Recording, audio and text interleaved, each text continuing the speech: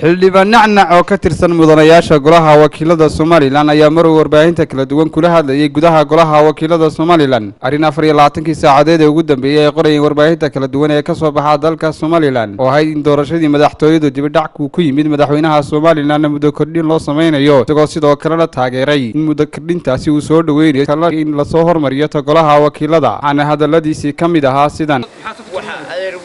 waxaan u arkaa horta labada doorasho annagu xeerkiina lagu soo dooranayay sama qaybsigii xeerkii caasimadda uu ku soo baxayay wixii oo dhan baa bandiga oo ogti anigu intaan caasimadda kaga soo baxay iyo ka berberay ka soo baxay waa diyaabaysa marka waxa weeyaan in horta xeerkii caasimadda la soo saaro diiwaangelintii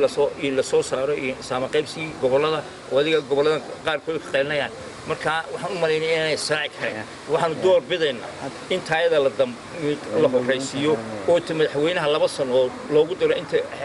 waxa la kala sameeyay idinka in badan fadhiye idinku madaxweynaha muddo kordhin xuseen aan diyaar ahayn hada ku qasbsan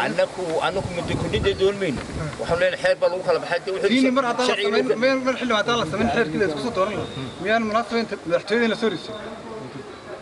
ما يدري أنا كنت على كذا إن الصهر يسيو أنا كنت بدي بنفدين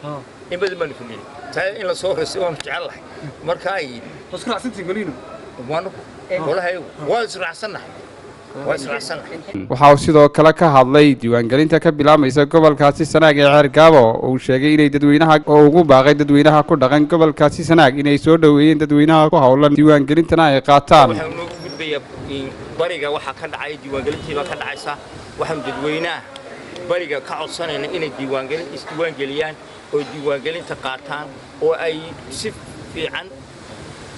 u qaataan taasuna waxa weeyaan waa wax qabadkii kulmiye ay kamid tahay taana hal ogaado Axmed Khalid Farax Kalsan TV Hargeysa